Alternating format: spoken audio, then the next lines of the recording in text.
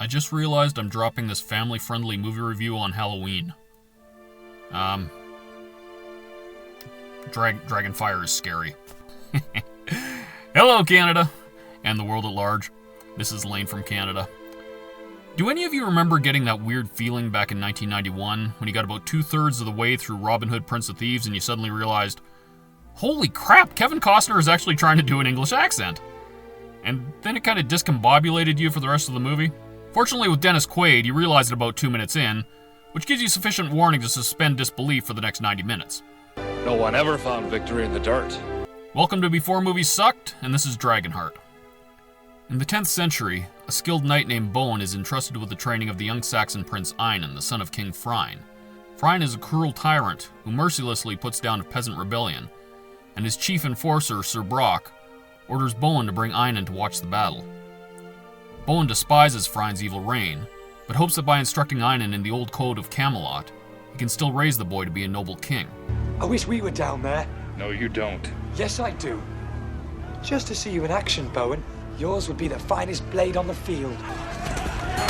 But when you were king, remember today and the difference between battle and butchery.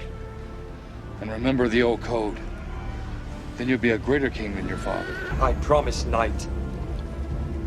I will be greater. Many of the rebellious peasants are massacred by the king's soldiers. Believing that the day is won, Phryne overconfidently rides into the village alone and finds himself in an ambush, led by the rebel leader, Redbeard. This is Queenie! The chickens are revolting! Einan rides to his father's aid, but Bowen is blocked from following him by the ongoing battle. Einan finds his fallen father and takes his crown. It's mine! Pretty much tells you everything you need to know about this kid. However, while trying to evade the remaining rebels, Einan accidentally receives a mortal wound to the chest by Redbeard's young daughter, Kara. Bowen rescues Einan and carries him back to his father's house, where the Queen Aisling is notified by Brock that the king is dead. Although the queen seems pleased to hear of Phryne's demise, she is desperate to save her son and has the soldiers carry him to a hidden cave. The queen sends the soldiers away, leaving only herself and Bowen to face the master of the cave, an enormous dragon. Aisling begs the dragon to use his powers to save Einan, swearing that she and Bowen will continue to train him in the old code. No, the boy must swear. Give me your sword, knight. Your sword.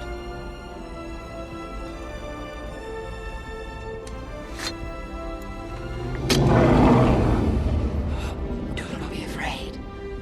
He can save you. Now listen to me, boy. Swear that your father's bloodlust and tyranny died with him. Swear that you will live and rule with mercy. Come to me and learn the one's ways. Now swear! I swear. Bowen is outraged, believing that the boy has died, but the dragon stays him and gives half of his own still-beating heart to Einan, saving his life and rapidly healing him. I serve the Father only for the sake of the Son. All my hopes rest on him. Forgive a doubting fool. Call when you need of me. Ask what you will of me. My sword, my service, are yours. Only remind him always of his vow. Knight of the old code.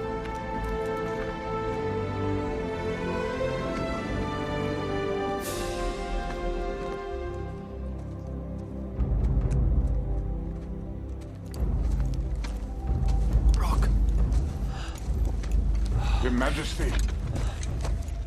The Romans built this great fortress. I will rebuild it, and mine will be greater.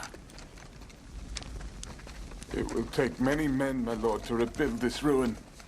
Yes. Yes, it will. Einan captures Redbeard and his second-in-command, Hugh, and threatens them with blinding. But Bowen cuts them free and begs Einan to remember everything he was taught.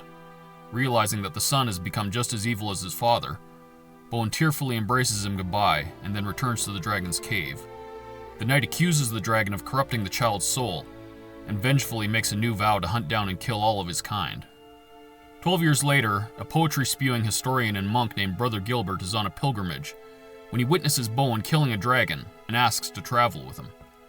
Bowen agrees, but is annoyed when one of Einan's regional masters, Lord Felton, refuses to give him his promised payment of gold for ridding the kingdom of dragons.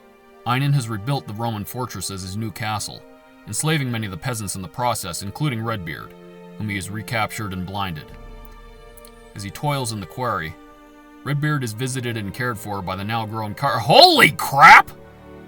In 1995, Dina Mare was hotter than the flames of the Tolkienian dragon and Colagon the Black, whose breath was fabled to be hot enough to melt even the lesser rings of power. I wonder how 53-year-old Dina Mare is doing today. Hang on, I'm just bringing her up her Instagram. Blue check mark, stand by, buffer. Holy crap! When Kara begs Einan to release her father, Einan summarily executes him, mockingly stating that death should be a release rather than a punishment. A devastated Kara sets out on a quest for revenge. Bowen tracks another dragon to a waterfall cave with Brother Gilbert in tow, and he somehow doesn't realize that this dragon also sounds exactly like Sean Connery. I love movies! That's all that's left of the last dragon slayer who tangled with me! Bowen pursues the dragon into the cave, while the star-struck monk watches in awe. Into the mouth of death he strode. Into the cringy gloom. Into the pit of fear unknown. Perhaps to court his doom. That was good. What did I say? What did I say? Oh yeah, and then this happens.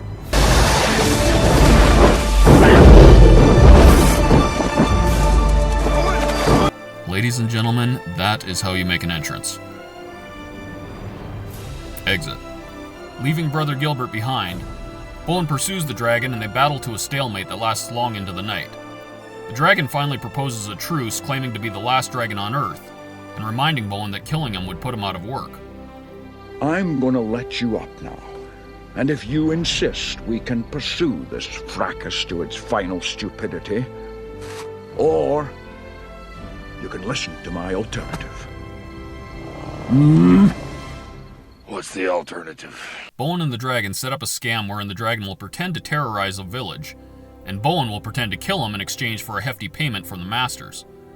The plan works, as Bowen forces Felton to pay him 2 bags of gold up front this time. Come on, dragon.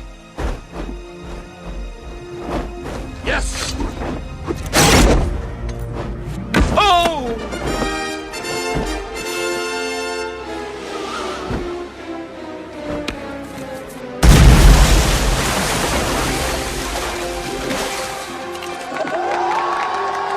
Bowen begins to befriend the dragon and gives him the name Draco after the dragon constellation, which is known to be the dragon's afterlife, but only if they can prove themselves worthy in life.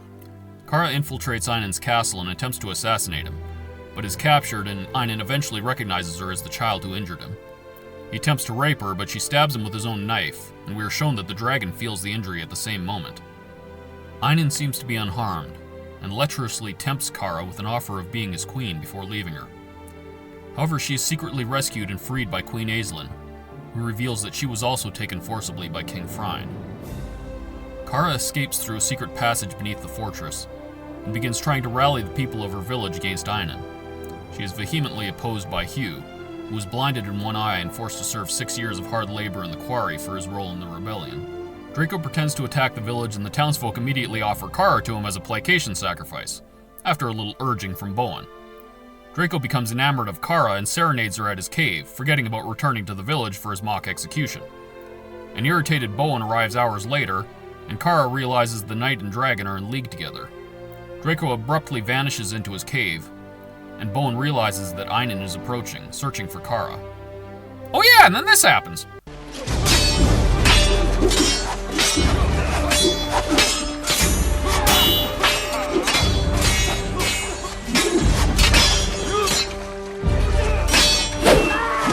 That's one lesson you never learned! Only expose your back to a corpse! Okay, it's not quite Duel of the Fates, but it's still a really good sword fight. You said the words! You spoke them from your heart! I vomited them up because I couldn't stomach them. Because I knew it was what you wanted to hear. Ben! Sawyer! I taught you! You taught me to fight, that's all. I took what I needed from you. You taught me to fight.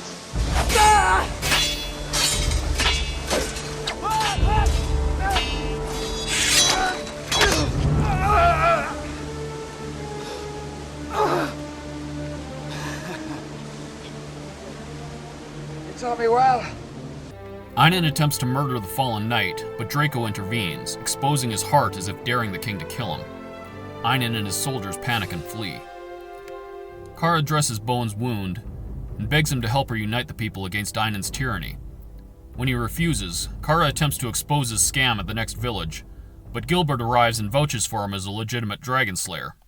I personally have seen him slay almost 2 dragons. Oh, brother Gilbert. Almost. Well, I didn't actually see the death blow of the second, but as Colin is here, he must have won. No. Don't you see? He's in league with the dragon.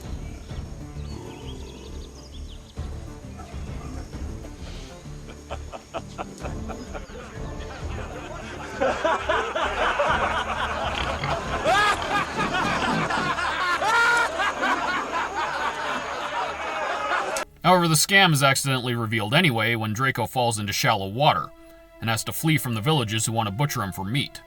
The enraged villagers then attempt to kill and eat our heroes, but Draco rescues them and carries them to King Arthur's burial site at the Palace of Avalon. Believing that the visit is a divine omen, Gilbert agrees to join Kara and Draco in their fight against Einan. After realizing that Draco is the dragon who saved Einan, Bowen is left alone at Avalon, but his heart is finally changed when he sees a vision of Arthur, who reminds him of a knight's sworn duties. A knight is sworn to valor. A knight is sworn to valor. His heart knows only virtue. His heart knows only virtue. His blade defends the helpless. His blade defends the helpless. His might upholds the weak. His might upholds the weak. His word speaks only truth. His word speaks only truth. His wrath undoes the wicked. His wrath undoes the wicked. Draco returns for Bowen, and together they rally the villagers and begin training them for war, including Kara and Gilbert. Bowen is inspired to finally see hope in the kingdom again, in spite of the danger. Einan learns of the growing rebellion, and furiously warns that Bowen cannot be underestimated. Aislinn comforts him by revealing that she has hired mercenary dragon slayers to protect him and the castle. Bowen leads the peasant army against the fortress, taunting Einan to emerge. Draco viciously firebombs the castle from above, killing some of the dragon slayers and forcing Einan and his soldiers to flee outside and face the peasants. Bowen and the peasants fall back into the woods where they are able to defeat the soldiers with a variety of traps. Einan is forced to retreat, but Gilbert shoots him in the chest with an arrow, which causes Draco to scream in pain and collapse into the castle. Bowen, Kara, and Gilbert are horrified to see Einan pull the arrow from his heart without harm, and Einan realizes that the dragon's heart grants him immortality so long as the dragon is alive. He races back to the castle where the dragon slayers have shackled Draco, but orders them to keep the dragon as a living captive. No! I want it alive! Alive and safe. Safe for all eternity. Oh no. Aislinn later visits Draco, killing the dragon slayer who stands guard. Draco understands that she hired the dragon slayers in order to kill her evil son, and asks her to finish the task. I cannot see. Are the stars shining tonight? Brightly, my lord. Brightly. Then let us end it.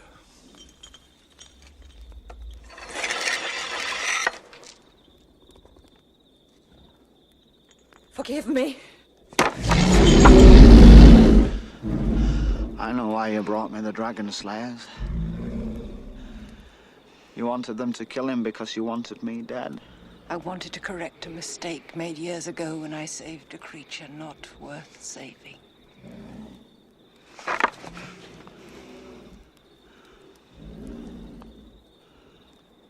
How unmotherly of you.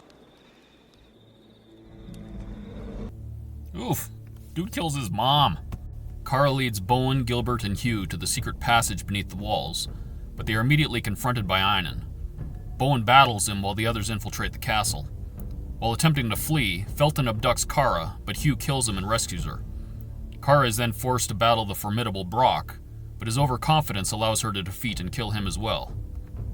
Bowen eventually knocks Einan from the castle wall and attempts to free Draco, but the dragon warns him that Einon is still alive and cannot be killed unless Draco dies first. You are the last. My time is over! Strike! You are my friend. Then is my friend. Strike, please! I can't. Then I will make you. Fight back, Dragon Slayer! Defend yourself!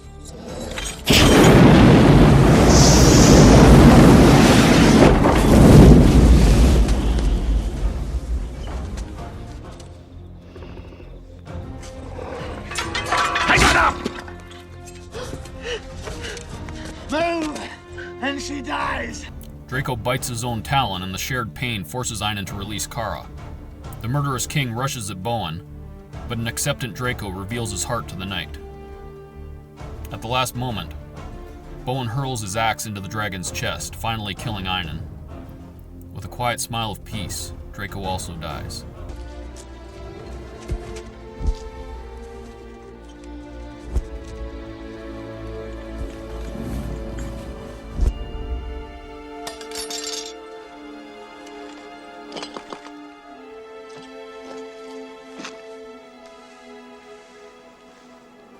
Now, Draco.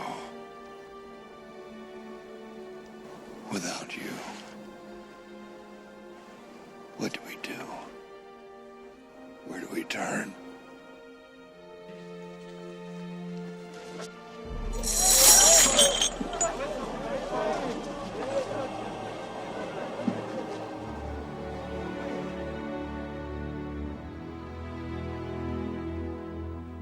To the stars, Bowen.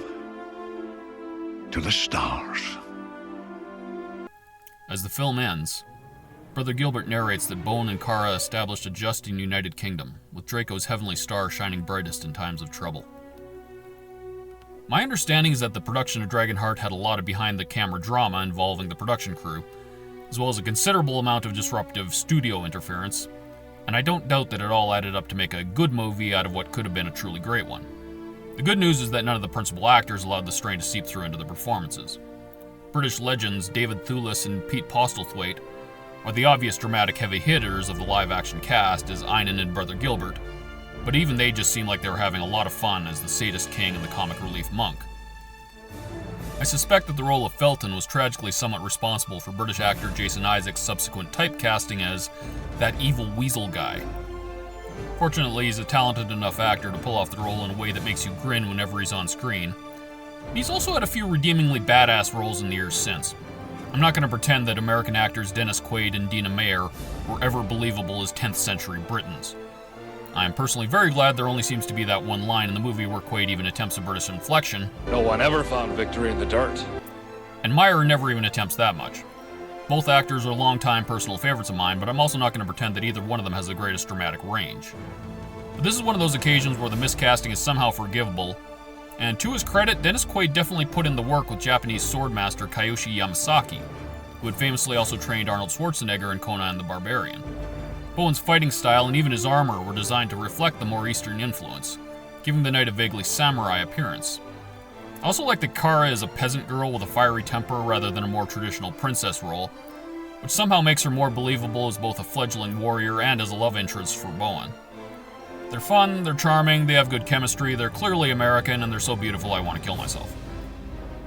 Finally, can we just take a moment to enjoy the fact that we live in a world where both Sean Connery and Benedict Cumberbatch have voiced cinematic dragons? There's hope for the world. The CGI model of Draco is still a beauty to behold today, especially the way the artists incorporated Sean Connery's distinctive mannerisms and expressions into the dragon's design. I've been distracted. Bowen, meet Kara. You should have eaten her. Hello. Let's get tangential for a moment as we now come to a segment I like to call Daylight Your Dang Dinosaurs. One of the great things about 90s cinema is that they weren't afraid to showcase their awesome monsters, as in this beautiful scene where Bowen and Draco travel through a field, allowing audiences to revel in the awe and wonder of the dragon. Contrast that with this much more recent footage from The Hobbit, The Desolation of Smaug, wherein Smaug is only ever shown in dim caverns or at night. To be clear, I'm not complaining about this specific example, as Smaug is still the greatest cinematic dragon in history, and will most likely remain so for the rest of time, and the physical settings were at least consistent with what Tolkien wrote. On the other hand, what really sells the scene in Dragonheart, and similar scenes in earlier movies such as Jurassic Park, is that the dragon was composited onto actual landscape footage, which greatly enhances the realism, and requires the visual effects artist to take additional care to get the textures and lightings just right. This was a time when everyone was excited about the new possibilities of CGI, and the artists were eager to show off their creations in the literal best possible light. More recent movies have become increasingly dependent on studio-based green screen compositing, which often gives an uncanny valley effect to the entire shot, and we end up feeling like we're just watching a really beautiful cartoon. Regardless of whether the shot is accomplished with a practical background or green screen matting, one of the worst trends in recent monster movies is the filmmakers' abhorrence of letting their most impressive creations get out and soak up the sun. It's like they all watched Alien in film school and only learned all the wrong lessons from it. Alien was one of the greatest horror movies in history, and the alien itself was almost never shown in its entirety. Therefore, they all believed that this same strategy was the key to monster movie success. The thing is, Alien wasn't about the monster, it was about the fear. It may have had a futuristic sci-fi setting, but this was first and foremost a horror movie. If you're doing a family-oriented fantasy dragon movie, you're going to want shots that celebrate the awe and majesty of a beloved mythological creature. As the years go by, the problem has only gotten worse, which has even driven me into the comforting arms of South Korean monster cinema, most notably the 2006 film The Host. In a truly refreshing twist, a giant mutant lizardfish shows up in broad daylight in the first 10 minutes and begins eating hordes of panicking Korean people. It's fantastic, and the South Korean political messaging about how evil America is also makes it unintentionally hilarious. Meanwhile, in American cinema, 2014's Godzilla was a movie I actually liked, but it was also one of the most frustrating movies of all time. The iconic kaiju's design is one of the best I've ever seen, but I've barely seen it. There are multiple abrupt cutaways whenever the monster is revealed, and he's constantly shrouded in darkness, dense cloud cover, driving rain, and a cloud of brick dust that never seems to settle. Somehow making things even worse was the 2019 sequel, Godzilla King of the Monsters. Apparently, director Michael Dougherty heard the complaints from fans about the titular monster's lack of screen presence in the first movie, and he said, "Hey, do you know what would make this movie even better? Let's have Godzilla fight King Ghidorah, a three-headed alien dragon who generates a high Force 5 hurricane that literally follows him everywhere he goes. Also, let's make the blue-haired animal rights activist terrorists the good guys." Thanks again, Michael Dougherty. Good luck with Krampus 2.